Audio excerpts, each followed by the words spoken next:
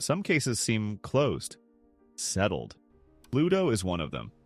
Most of us remember the story. In 2006, the world publicly stripped the ninth planet of its title. We struck it from the records and exiled it to the frozen fringes of the solar system. End of story. Wait, But I'm what seeing if a spike Pluto's on the real auxiliary story bus. only started the Check moment we telemetry wrote on it circuit off? 4. What if this boring ball of ice turned out to be a world of shifting glaciers, water ice mountains as high as the Alps, an atmosphere rich in organic molecules, and perhaps a massive ocean of liquid water hidden beneath its surface? This isn't a story about a dead planet. It's about a world that was only pretending to be dead. To appreciate just how shocking this discovery was, we first have to understand why everyone was so certain of the opposite. The case was bulletproof. First, there's the distance. Pluto sits nearly 6 billion kilometers away from the Sun. Out there, the sunlight is 1,000 times dimmer than what we see on Earth. Actually, to be precise, it's about 900 times dimmer. It is a world of perpetual twilight. Second, the cold. Surface temperatures hover around minus 230 degrees Celsius, nearly 400 degrees below 0 Fahrenheit. At those extremes, the nitrogen we breathe freezes solid, turning as hard as rock. And third, the size. Pluto is smaller than our own moon. A world that small should have cooled down to its very core billions of years ago. It simply shouldn't have any internal heat left. So, until 2015, the scientific consensus was unanimous. Pluto was a geologically dead, frozen ball of ice and rock. Beautiful but lifeless. A relic for historians of the solar system, perhaps, but of no interest to geologists. Case closed. For 85 years, that was the whole story. A frozen, forgotten tomb at the edge of the solar system. And it would have stayed that way, if not for a single photograph. Captured on July 14th, 2015, that one image shattered everything we thought we knew. 9.5 years in the cold and the dark. Nearly a decade of flight, all for the sake of just a few hours. On July 14th, 2015, the New Horizons spacecraft screamed past Pluto at nearly 50,000 kilometers per hour. It had no way to slow down, no way to enter orbit, and no chance for a second pass. Everything we would ever know about Pluto up close had to be captured in that one fleeting moment. One shot. Afterward, the probe sailed onward into deep space and began the agonizingly slow process of beaming its data back to Earth, a transfer that took 15 months. And when those first high-resolution images finally arrived, scientists saw something that no textbook could have ever prepared them for. Right there, stretching across the surface of Pluto, sat a massive glowing heart. This is Sputnik Planitia, a vast expanse of frozen nitrogen roughly the size of Texas and Oklahoma combined. But it wasn't the sheer scale of the plane that stunned scientists. It was the texture. The surface was smooth, almost eerily smooth. There wasn't a single crater in sight. In our solar system, the surface of a world acts like a geological passport, where every asteroid impact leaves a permanent stamp. After billions of years of cosmic bombardment, Pluto should have been riddled with scars, just like our moon. But this plane was spotless. That could only mean one thing. Something had wiped the slate clean, and it had happened recently. How recent are we talking? Calculations suggest this icy plain is less than 10 million years old. Some sections might be even younger, closer to a single million. On a planet that is 4.5 billion years old, that isn't just young. It means the surface was refreshed, geologically speaking, only yesterday. It's like finding a fresh bruise on an ancient Egyptian mummy. Something here was fundamentally wrong. When the high-resolution images arrived, the mystery only deepened. The entire plane was broken into massive polygonal cells, spanning anywhere from 10 to 40 kilometers across. They looked like the cracks you'd see in dried mud, except each crack was the size of a city. That's when scientists realized these aren't cracks, they're boundaries. The edges between giant bubbles of slowly boiling ice. This process is known as convection. Think of a pot of thick oatmeal simmering on a stove. As it heats from the bottom, the warm material in the center rises to the top, spreads out, cools at the edges, and sinks back down. On Pluto, the exact same thing is happening, only instead of oatmeal, we find nitrogen ice. And instead of a few minutes, this cycle takes hundreds of thousands of years. Warmer, more pliable ice rises from the depths to the center of these cells, while cold, brittle ice sinks along the edges, forming those distinct borders. The ice is constantly churning, like a giant cosmic cauldron, erasing every trace of impact craters. The surface was moving, the ice was alive. But while this discovery solved one mystery, it created another, one that was far more unsettling. To keep this boiling motion going, even at a snail's pace, you need a heat source from below. But where would that heat come from? Pluto is a tiny, frozen world that should have turned solid to its very core billions of years ago. Something was warming Pluto from the inside out, and nobody knew what it was. It's a fundamental law of physics. Small, hot objects cool down faster than large ones. Think about a cup of coffee, it loses its heat in minutes. But a large thermos? That can stay warm for hours. On a cosmic scale, the rules don't change. Mars is twice the size of Pluto, yet it is geologically almost dead. Our moon is even larger, but it has been a cold, silent rock for eons. By every calculation we have, Pluto should be a frozen corpse. A tiny world drifting on the icy fringes of our solar system, it should have completely solidified billions of years ago.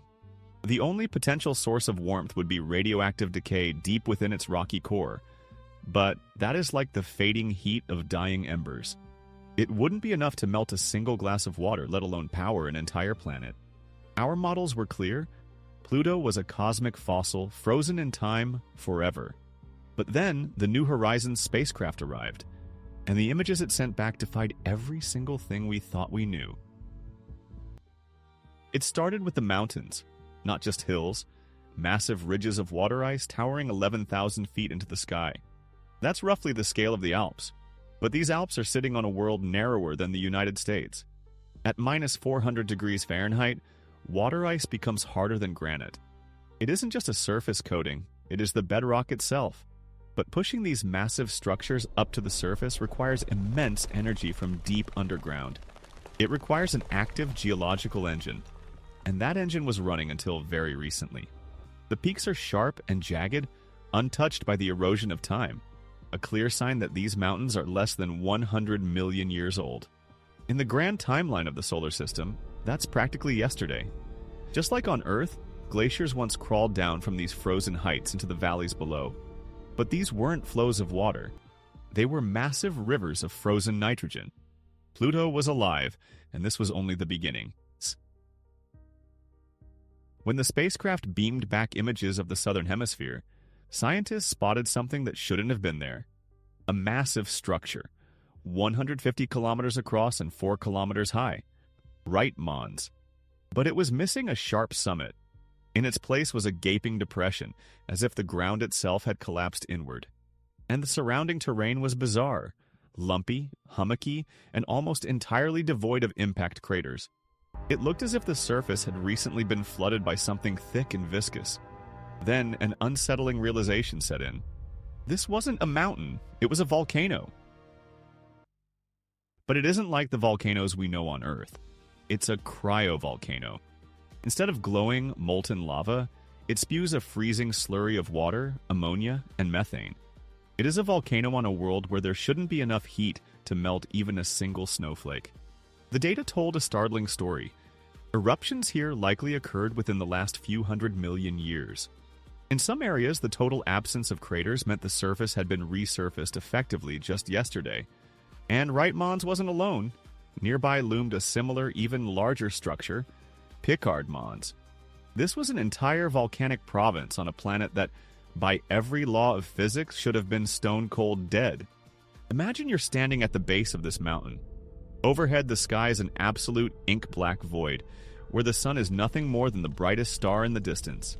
Suddenly, a thick, viscous, icy sludge begins to ooze from the massive central crater. There's no fire here. The mixture is so cold that it freezes almost the moment it emerges, piling up to form new mounds on the surface. Ice volcanoes, powered by an impossible engine. Pluto wasn't just geologically active, it was something else entirely. And the strangest part of this world wasn't even underfoot. It was hanging right over your head. If you stood on the surface of Pluto and looked up, you'd see almost nothing. A vacuum. But within that almost lies a profound mystery. This tiny frozen world has gravity so weak it can barely keep a rock on the ground, and yet it has an atmosphere. It stretches upward for 1,800 kilometers, towering far higher than the atmosphere of Earth. All this while the surface pressure remains 100,000 times lower than our own. It's practically outer space. And that's where our intuition breaks down. Because in this near vacuum, the New Horizons spacecraft found weather. Real weather. Winds, shifting temperatures, and distinct layers of haze stacked one on top of the other like floors in a ghost skyscraper. How? How can you have wind in a void? The answer was hiding in plain sight right there in the photographs. As the spacecraft looked back at Pluto, silhouetting the dwarf planet against the sun, it captured something no one expected. A blue glow. A thin, delicate sapphire halo. But this wasn't like the sky we know back home. This was haze. Solar ultraviolet radiation was bombarding trace molecules of methane and nitrogen in the upper atmosphere, triggering a complex chemical chain reaction. The result was tholins, complex organic molecules. These tiny particles of organic smog scatter the sunlight, creating that ethereal blue radiance. And then, slowly, incredibly slowly, they drift downward. It is a relentless snowfall that has lasted for billions of years. Except these snowflakes aren't made of ice. They're a reddish-brown organic dust. This snow covers everything. It's what gives Pluto its iconic, rusty hue. That's not the color of the rock. It's the color of the sky, having finally fallen to the surface. And even this sky is in motion. Back in 2018, scientists scanning images of Sputnik Planitia spotted something strange. Dark streaks that looked remarkably like sand dunes. But how could wind move even a single grain of sand in an atmosphere that's practically a vacuum? The truth is, it couldn't. On Pluto, physics follows a different set of rules. When the faint light of the distant sun warms the surface, the nitrogen ice doesn't melt. Instead, it turns directly into gas, a process called sublimation. This triggers a series of tiny, localized explosions. These fountains of escaping nitrogen blast grains of methane ice into the air, much like dust rising from a sharp clap of the hands. Only then does the thin, ghostly breeze catch them, carrying the particles across the plains to sculpt the dunes. It's the only world we've ever seen where dunes aren't built by the wind, but by the power of evaporating ice. But Pluto doesn't perform its strangest dance alone. Its partner is Charon, a moon so massive that the two are often described as a double planet system. They don't even orbit each other in the traditional sense. Instead, both worlds swing around an empty point in the space between them, like two athletes spinning in circles while locked hand to hand. And in this cosmic dance, they actually exchange matter. Charon's North Pole is covered by a massive dark red cap, a region unofficially dubbed Mordor. We finally know what it is. Methane gas escapes Pluto's atmosphere, drifts across 60,000 kilometers of freezing void, and settles onto Charon's pole. There, bombarded by ultraviolet radiation, it transforms into complex organic molecules called tholins. Pluto is quite literally breathing on its neighbor, painting the moon in its own colors. A world that paints its own moon. A place where winds sculpt dunes in a near vacuum, and the sky itself slowly drifts to the surface as organic snow. With every new detail, Pluto seemed stranger, almost alive. But the most significant discovery, the one scientists are still debating today, wasn't found on the surface. It was hidden, deep in the dark. All this activity, the glaciers, the mountains, even the atmosphere, needs an engine to power it. It needs a heat source hidden deep within. And the boldest, most unsettling hypothesis suggests that beneath Pluto's icy crust lies a hidden ocean. We aren't just talking about a thin layer of slush. This would be a massive body of liquid water, potentially 100 kilometers deep, thriving in total eternal darkness. How could we possibly prove something like this? We don't have any direct evidence, at least nothing we can touch. But we do have one very strange lead. Remember Sputnik Planitia? That giant, icy heart on the surface? It turns out that heart sits almost perfectly in line with Charon. It's as if Pluto is permanently staring at its neighbor with that one specific spot. This isn't a coincidence. In the gravitational dance between two celestial bodies, the heavier side will always eventually realign itself to face its partner. Think of it like this. Take a basketball and tape a heavy weight to one side. If you spin it, the ball will wobble and vibrate until it finally settles with that extra weight facing the axis of the pull. Sputnik Planitia is Pluto's heavy weight, But here's the paradox. The nitrogen ice filling that basin is actually lighter than the surrounding water ice crust. By all accounts, there should be a mass deficit there. A missing piece of the puzzle, not an extra weight. So how is this possible? There's only one answer. Hidden beneath the thin crust in this exact spot is something much denser than ice, but less dense than rock. Liquid water. But how does water stay liquid at minus 230 degrees? First of all, ammonia. We know it exists on Pluto. When dissolved in water, it acts as a potent antifreeze, preventing the liquid from ever locking into ice. Second, and this is the key, insulation. A study from 2019 suggests that a layer of gas hydrates may have formed beneath the icy crust. Think of it as a crystalline lattice, a cage of ice where gas molecules are trapped. This layer is a near-perfect insulator, working exactly like the walls of a vacuum thermos. It's capable of trapping the residual heat left over from Pluto's formation and holding onto it for billions of years. Actually, let me rephrase that. It doesn't just preserve the heat. If the initial math is correct, this model makes the existence of a subsurface ocean almost inevitable. And this is where we reach the edge. A thought that is honestly a little unsettling. If this ocean truly exists, if it makes contact with Pluto's rocky core, and if that core still radiates even a faint amount of heat, then we have the three essential ingredients for life as we know it. Liquid water, minerals from the seabed, and a steady source of energy. These are the same conditions we see at hydrothermal vents deep in the oceans of the United States and across the globe. Down there, in the absolute dark, life doesn't just survive, it thrives. It doesn't need sunlight, it feeds on pure chemistry. Just 10 years ago, the idea that Pluto could harbor life would have sounded like total madness. Today, it is a legitimate frontier of scientific research. If we were this wrong about a tiny, frozen world on the fringes of our solar system, what else have we missed? How many more of these oceans are out there, tucked away in the eternal dark, waiting for us to find them? All that time we spent down here on Earth arguing over whether or not Pluto was a planet, we were missing the point. In 2006, the scientific community officially demoted it. For most people, it simply vanished from our mental map of the solar system. It became a footnote, an astronomical curiosity. We spent 76 years calling it a planet, and another 10 years fiercely debating its new status. But we didn't spend a single day trying to understand what it actually is. That whole argument over a name? It was always a massive distraction. While we were busy playing word games, we nearly missed one of the greatest discoveries in the history of space exploration. Before New Horizons, planetary science followed one simple, almost ironclad rule. Size determines complexity. The logic seemed obvious. Massive worlds like Earth or Venus trap heat deep within their cores for eons. That internal heat fuels volcanoes, drives tectonic plates, and builds complex landscapes. But small worlds? They bleed heat quickly. They're like a tiny ember compared to a massive bonfire. Eventually, they become cold, inert spheres of rock. Their story simply ends. Just look at Mars, Mercury, or even our own moon. Every one of them is larger than Pluto, and yet they're all geologically dead. Their surfaces are nothing more than ancient scars from asteroid impacts, scars that never heal. And then there's Pluto, tiny, distant, and the coldest world we know. It should have been the deadest of the dead, a geological corpse, frozen solid for billions of years. But data from the New Horizons mission upended everything. Pluto turned out to be the only world on this list that is still alive.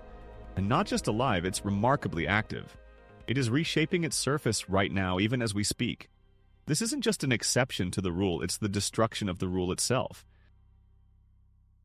This discovery forced scientists to see the outer reaches of our solar system in a completely new light. We used to think the Kuiper Belt, that massive ring of hundreds of thousands of icy objects beyond Neptune, was nothing more than a graveyard for space junk. Just dead, frozen blocks of ice. But if Pluto, one of those very objects, turned out to be this complex, what about the others? What about Eris, which is nearly the same size? What about Makemake? Or Sedna, a world that takes 11,000 years to complete a single orbit around the Sun? Suddenly, we realized we weren't looking at a graveyard. We were looking at an entirely new class of worlds, and we know almost nothing about them. There's a clear pattern here. Every time we've sent a probe to a small, cold object we assumed would be boring, Enceladus, Titan, or Triton, it turned out to be incredibly complex. Pluto was the ultimate proof of this trend. It means that out there beyond Neptune, there might not just be dozens, but hundreds, even thousands of active worlds. These are places hiding subsurface oceans and dynamic geology that we've only just begun to imagine. So, what is the true horror of Pluto? It isn't the jagged peaks of water ice. It isn't the sweeping glaciers of frozen nitrogen. It isn't even the hidden subsurface ocean, a place where life could, theoretically, exist. The real horror is the realization of just how fragile our knowledge actually was. It's the shock of how certain we were, staring into the abyss and seeing nothing but emptiness. Pluto turned out to be a mirror, and in it, we didn't see a distant world. We saw our own hubris, our own blindness. It taught us the ultimate lesson. The most incredible discoveries are waiting exactly where we least expect to find them. In the silence, in the cold, and in the darkness.